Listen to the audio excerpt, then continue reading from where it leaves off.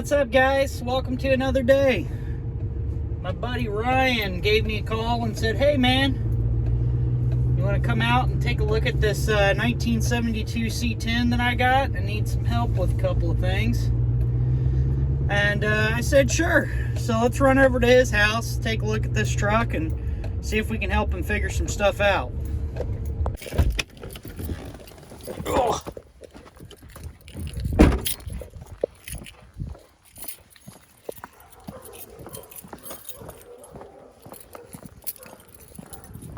Hey Ryan, you in here? Yeah. Heard there's free candy. What's up, dude? Oh man, look at this old truck. This is my buddy Ryan. This is his 1972 C10. This is my first time seeing it.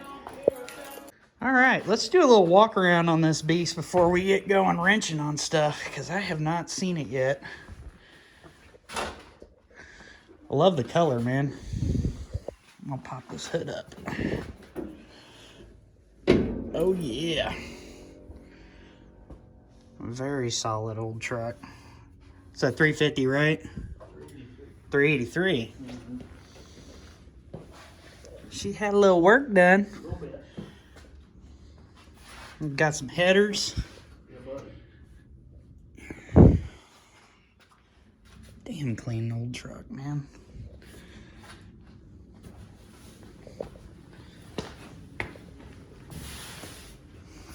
Looks like they were starting to maybe gonna do something there on the bedside. Couple of rust holes.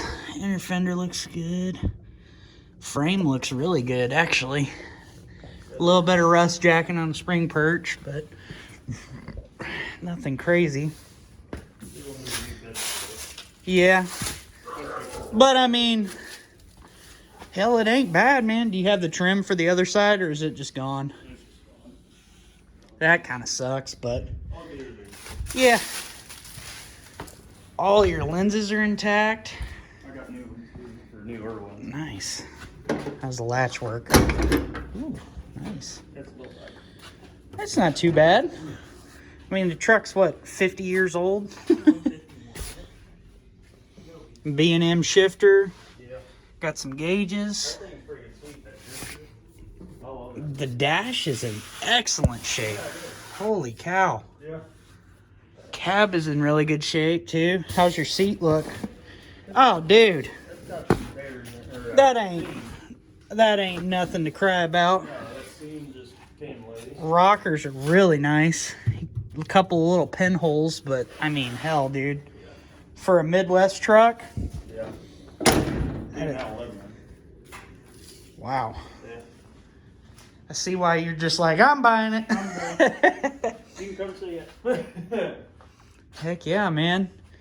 Dang nice. I love it. I can't wait to hear it. This is a good little truck. Yeah, it's pretty nice. So we're working on his ball joints today. It's got the factory ball joints in here that you got to drill the rivets out of, and it's a fun time. So we're gonna mess with that, and as we go along here, I'll see if I can get some more light in here so you can see a little bit better. Look at them dump pipes. Mm-hmm. Yeah, buddy. Just weld a piece of galvanized steel pipe to your exhaust and put a cap on it, right? Looks like a daggum pipe bomb. That's awesome.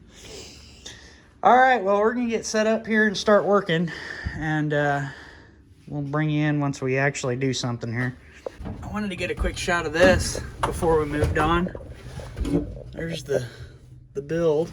I don't know how well you guys can see it. Pretty cool. Hydraulic brake booster. Turbo Hydromatic. Turbo 400. Chrome front bumpers. Dark olive medium. Oh, it had tinted glass from the factory? Yeah. Look out. 350 CID engine. Power steering. Man, she was optioned. Look at these cool old deals there. All right. Let's get to work. If you look here, you can see the original color of the truck.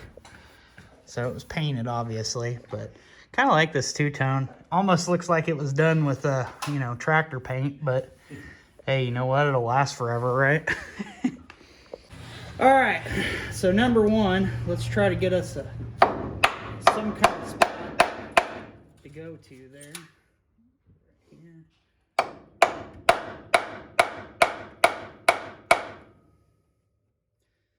RIP headphone users.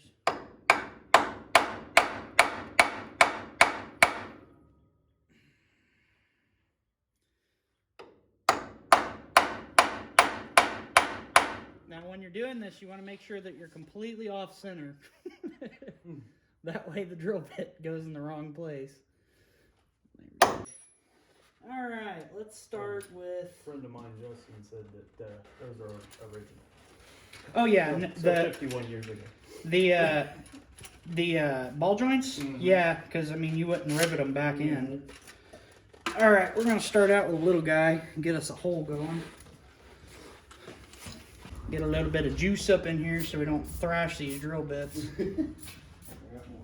Well, drill bits are so friggin' expensive nowadays.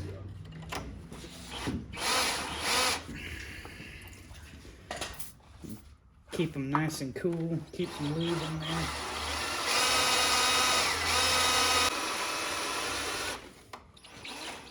Okay.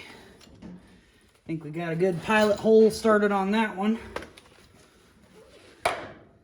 Alright, so we're going to go through and just drill these holes. Get a nice pilot hole started and rinse and repeat. Once we get to the next drill bit size, we'll bring you back and show you what that looks like. And we'll just keep going through the process here. And once we get these completely drilled off of the top, I mean, you can come in and knock these off with a angle grinder, but in our infinite wisdom, neither one of us have one. So we're doing this the hard way. All right, so after you've gone through and drilled your rivet out, you can take a punch and your hammer, just knock it right off, just like that.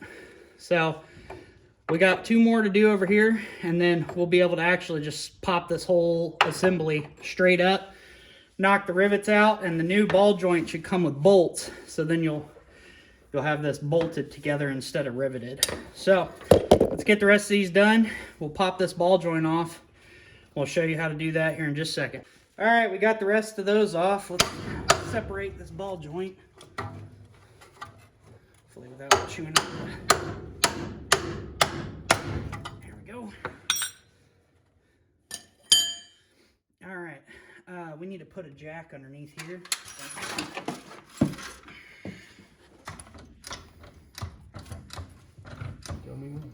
All right, stop.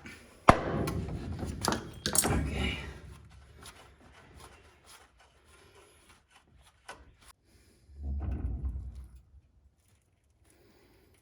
Okay. There we go.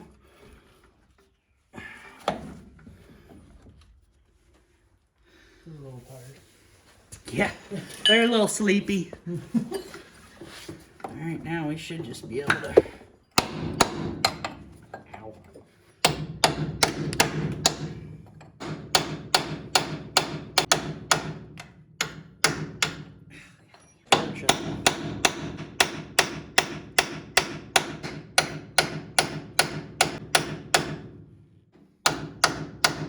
After much persuasion here, we got her. She was a little unhappy, but it came. So now on to the next step, banging these rivets out, which they should come fairly easy. Oh. I don't know, we'll figure it out. They might be a little bit of a pain, but I think a little bit of heat, they might just come right out of there. Worst case, we'll just drill them right out. So once we're done with all this and we clean everything up, I don't know, you want to rebuild this with some spray paint? We can do that later. But once we get these rivets out of here, whether we drill them out or punch them out, bring you guys back and we'll show you how to install it. We've got our new ball joints here. I don't know, what were these, Moog? Moog. Yep. Good old Rock Auto specials. On these old cars especially, man, use Rock Auto, love it. So it comes with this boot. Boot goes on, and this is an aftermarket style, so it's got bolts. So the nice part about doing this is once you do this, you now have bolts in your truck, and you can actually just unbolt your freaking ball joint, and you don't have to go through this whole drill out process and all of that. So once, you know, your ball joints inevitably go bad, because that's part of life, you can actually replace them much easier. So just like that, you're going to have 4 bolts that go in. Comes with all new hardware, castle nut, grease zerk, and actually comes with a new cotter pin and locking washers for whenever you put this together. So all in all, it's a pretty cool little kit. I think it's definitely worth doing on these old trucks. Go ahead and put these new ball joints in. Number one, they're 50 years old and it needs to be replaced. But number two, it's a nice thing to be able to actually service these. I know a lot of the old style are greasable, but being able to actually replace them easily is a huge thing. You know, anything that you can do to make your life easier down the road, because this stuff's going to wear out. Ryan especially is going to drive the hell out of this truck. I know he's going to. He's planning on fully redoing the whole thing. So I'm sure that this will be nice for the reliability factor of where he doesn't feel like, you know, the ball joint's going to snap off the truck. He knows what kind of condition it's in. So let's get this put back together, and then we'll pull the bottom and start working on that one. Okay, here she is all put together. Got her new castle nut, new cotter pin, got her bolts in. We flipped them upside down. Figured this would be just as good as the other way because it's got that serrated washer on there. Just a little bit easier to get to, putting those on top. Once again, I don't know if this is the correct way to do it. I don't see any reason why that will be a problem. Now we're going to put our grease zerk in, and then we will move on to the bottoms. Okay, so now on to the bottoms. So easy process. I didn't really film it because this is way easier. Literally, I put this in afterwards just so that I could get the jack out of there and get it away from this ball joint. But support this, take your nut off the top so it doesn't pop and smash your fingers. Once you get that nut off the top there, stick your separator or pickle fork or whatever you want to call it in there, pop her loose, and then slide your knuckle up here out of the way. Let this down a little bit so you got a little more room to work. And then now we're going to take a hammer to this and see if we can just get it to pop out. And then we have the actual installation tool, and we'll put her back in.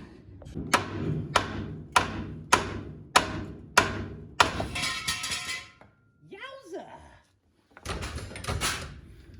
Okay. Hopefully we're all right there.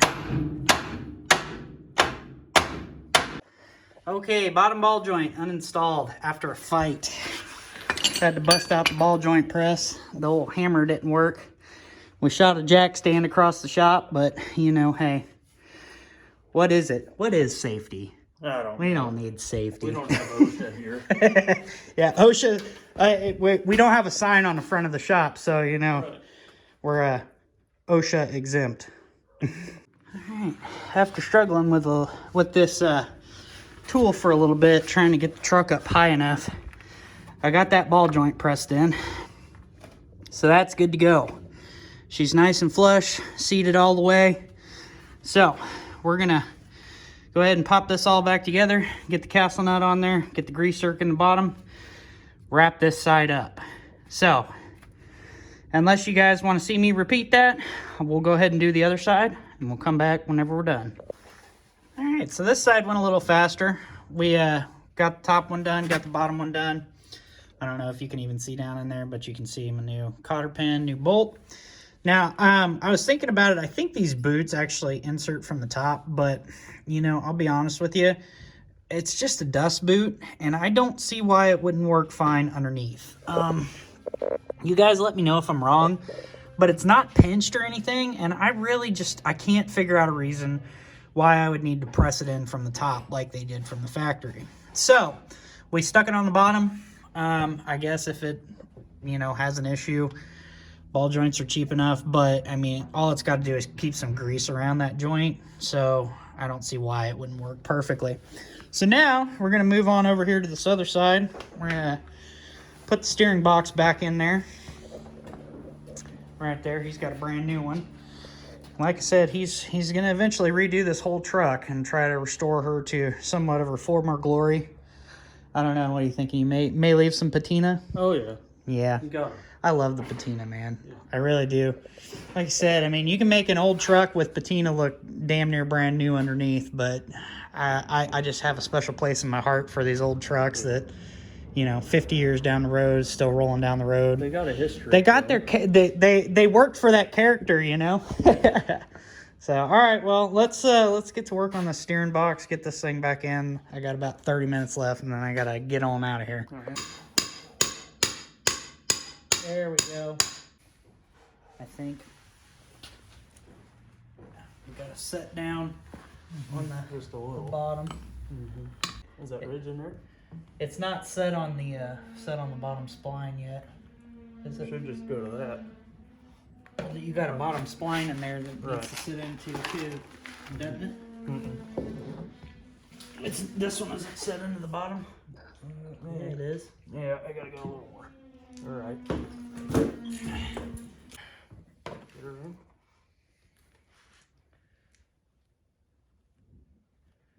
Yep. All is right.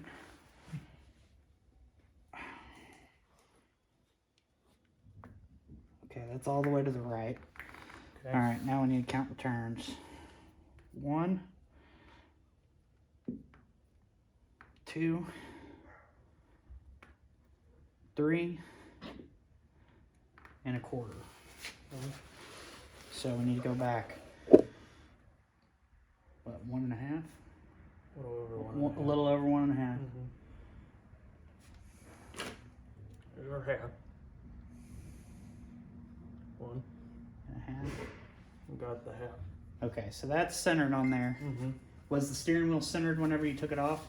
I can turn it.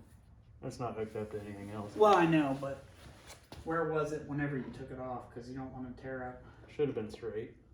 It was straight? Okay.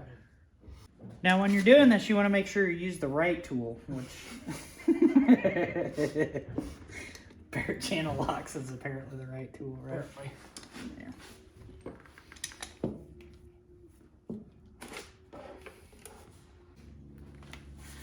All right, let me get down here into the angry kitty pose or whatever. Right. Mechanics yoga. You know, I probably could have done this while it was on the car, but you know. Yeah. All right, let's pull that off and put the lock washer on there. Okay, officially new steering box in. So he's got new tie rod ends and all kinds of other stuff that are going to be going in here. So next time we see this truck, we might come back out here and help him do some of that. But hopefully you'll be driving it. Hopefully. So thanks for letting us come out and work on it. Thank you. Appreciate you, brother. Appreciate the help. Yeah, no problem. Beautiful truck. Thank you. You guys will see this truck again. In the meantime, make sure to like and subscribe. Thanks for watching.